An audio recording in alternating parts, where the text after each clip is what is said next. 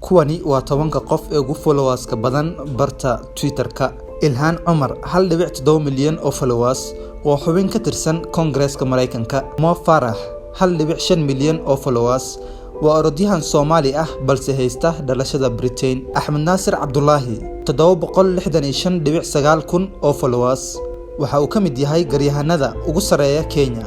waa qareenka madaxweynaha Kenya Uhuru Kenyatta. Amina Mohamed 657 kun oo followers wasiirkii hore arrimaha dibadda ee Kenya haatanna waa wasiirka ciyaaraha. Maxamed Wehliye 400.6 kun oo followers waa Soomaali Kenyaan ah ka soo jeeda degmada Wajeer. waa la taliye sare oo ka tirsan hay'adda lacagta Sacuudiga. Aadan Ducaale 385 kun oo followers waa gudoomiyaha aqlabiyadda baarlamaanka ee Kenya.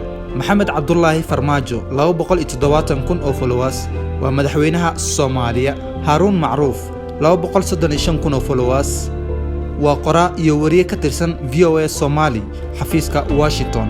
Yusuf Garaad 186 kun oo followers wasiirkii arrimaha dibadda ee Soomaaliya iyo madaxii BBC Somali. Cabdiraxmaan Caynte 171 kun oo followers wasiirkii qorsheynta iyo madaxii hay'adda Heritage.